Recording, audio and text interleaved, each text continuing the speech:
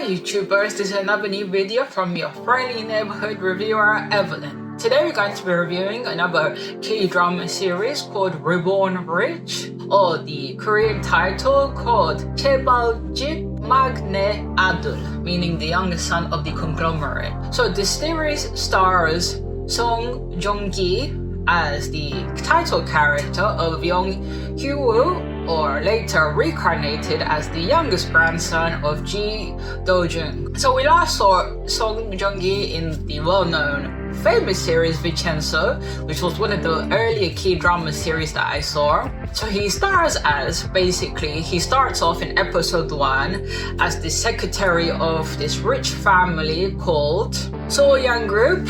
He's been working with them for 5 years, basically as a dog. One of the family members of this rich company calls him.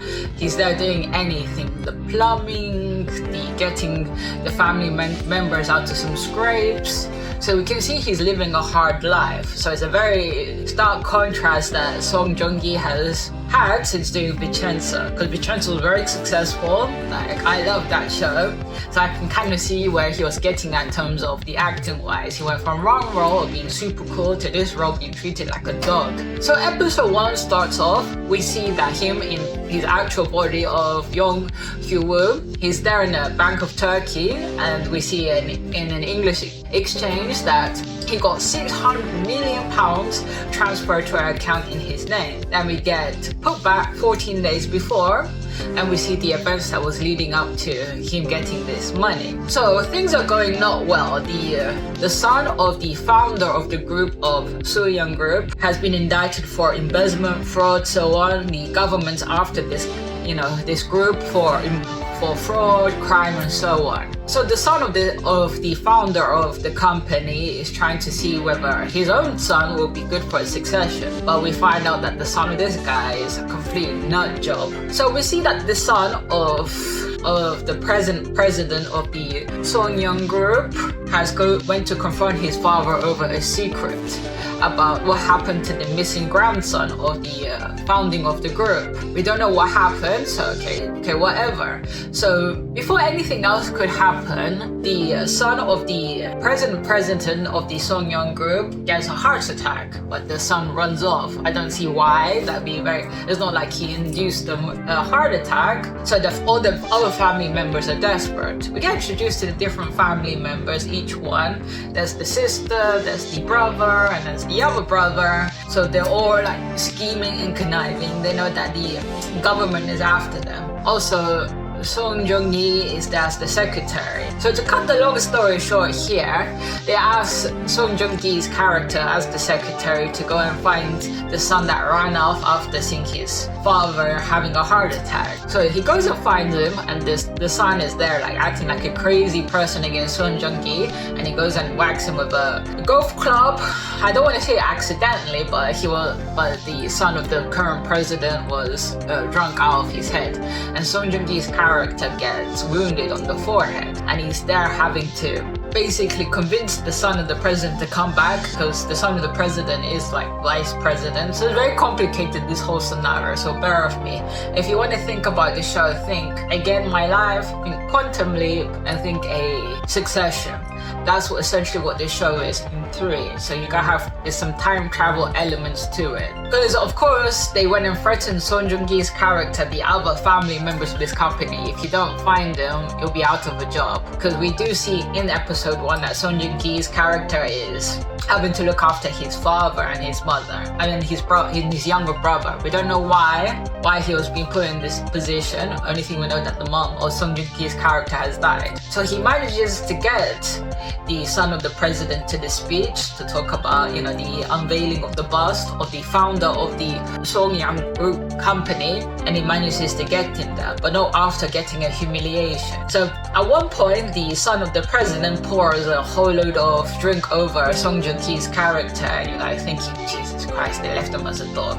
But even like that in episode 1, where when Song Joong-gi was put as the task of basically putting all the company's dirty secrets in the shredder, Song Joong-gi goes and finds out that somebody within the company has been ciphering off money into a paper company, an offshore account. So this is the point where we see that Song Joong-gi's character is desperate to be in good graces with the family because he wants the job for monetary reasons.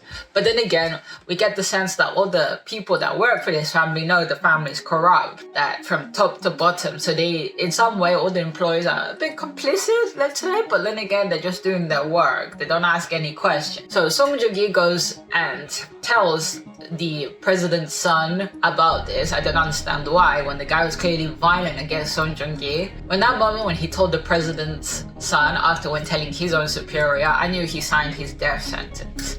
Within episode 1, we do get a cameo from the actor from the singer from GOT7. He was in The Devil Judge. I can't remember his name, but I'll put up a picture. He makes a cameo as pretending to be a newbie, and that would be Song Joong-gi's undoing when this newbie is trying to ask for pointers. So the president's son says, okay, that's great, you uncover the corruption. So he tells the other superior, you're out of your job. And then he tells Song Joong-gi's character, right now, you're the head of finance, so I want you to go to Turkey, put all the money in this account, and then come out, and then, come up with the money. So we get put to the scene that we saw at the beginning of the episode. Song Joong-gi goes to Turkey. Since everything's in his name, you can see where this is going. The family is looking for somebody to blame.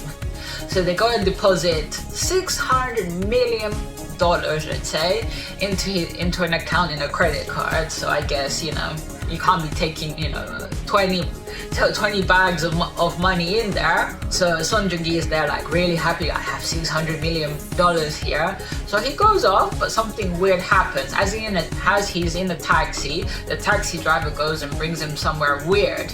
And then all of a sudden we see a van that cuts them off. And out of the van is Turkish mobsters. They go and kidnap him and they take him to the edge of a cliff. And we know this is not going to bode well. So Song Joong-gi is clearly distressed, what the hell is going on? And the singer from GOT7, the character comes back, and we found out that he had a helping hand.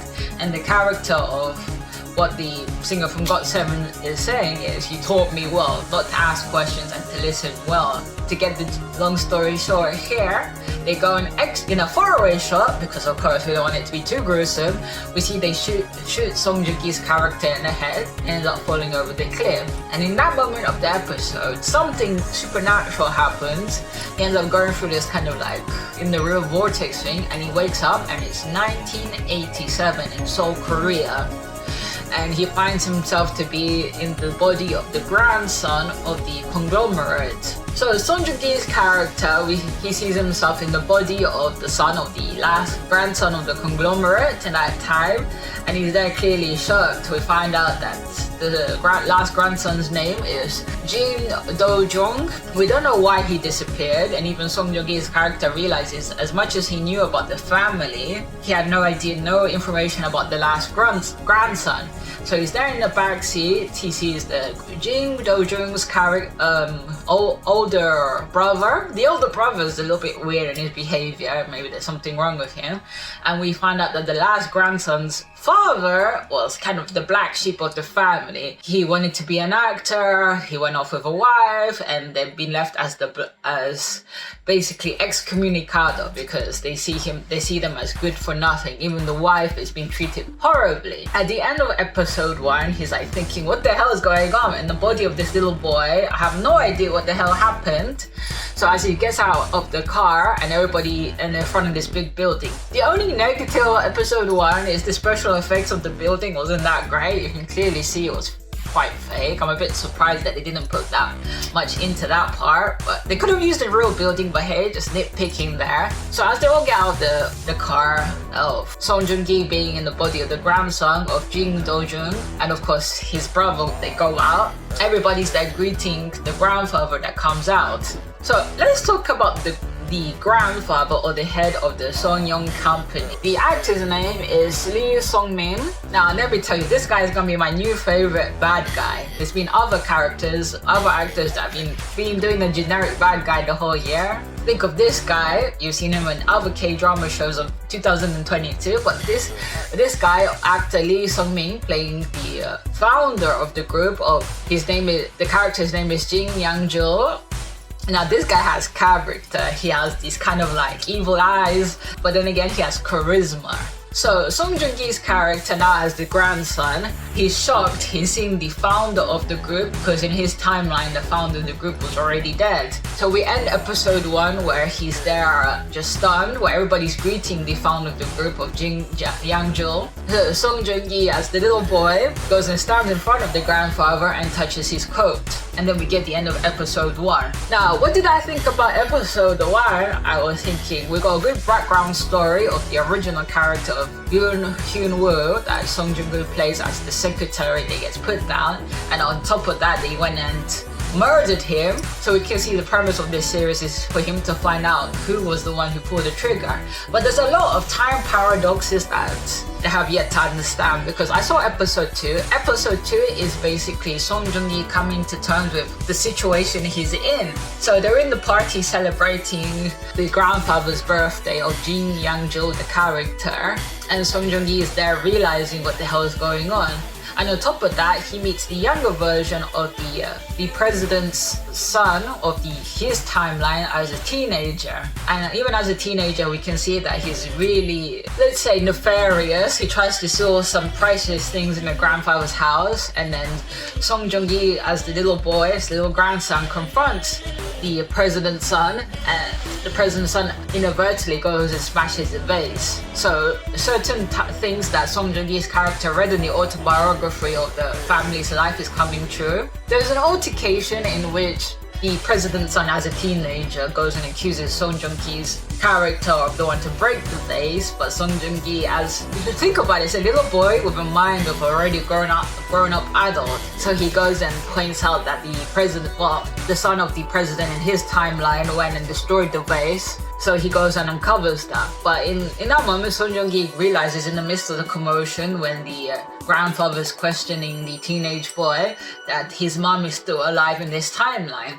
So Song Joong-ki's character goes and runs to where his mom, his dad, they had like a restaurant, and he sees his mom alive. Now this bit, I'm like thinking, you have to think about quantum leap. He's basically traveled into the soul of his soul traveled into the body of another person, but then again he sees his little brother, and then I'm like thinking, this is just confusing. This is not about, when I read the synopsis, it's not about reincarnation, it's about body jumping in a sense. Because at the end he does see an older version of himself, so I'm like thinking, like, it's very hard to explain. That's why even when I do my quantum leap videos, if you see on my channel, it's kind of hard to explain how do you refer to the main character.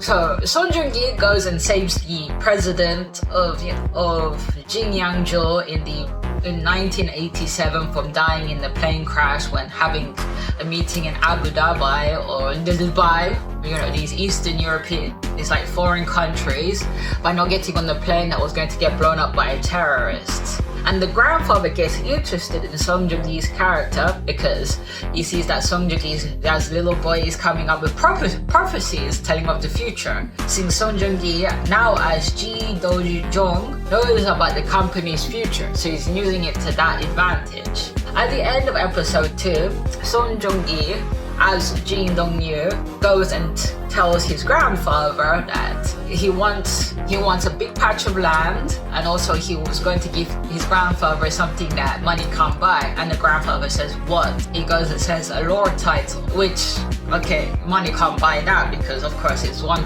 down to one's own efforts. Within episode 2, we see the grandfather, the actor Lee Sung-min, playing a charismatic bad guy. He doesn't give a crap about what anybody thinks. The only thing in his character's mind is about money, and how to make his group bigger and bigger and like the most wealthiest. So that's the premise of episode 2. And then at the end of episode 2, we get a time jump forward when we see Song Joong-ki already older, already in, I assume, law school. Also, of course, there's other characters that we're gonna see jump back, of the prosecutor of So Mi-young. played by the actress Shin Hyo-bin. We only saw her a little bit, but I guess in episode 3, which I'm gonna see tonight, we'll see more about the story. Hopefully I explained all the moving parts of the story well. It's a bit complicated when you're talking about time travel. So leave your comments down below. Did I make myself to be understood well? Please let me know how I should refer to one character to another character. Make it a bit more easier to explain. Episode 1 and 2 is good premise, very different role. And anyway, we're at the end of this video. If you made it to the end, a big thank you. And as I leave you always, bye.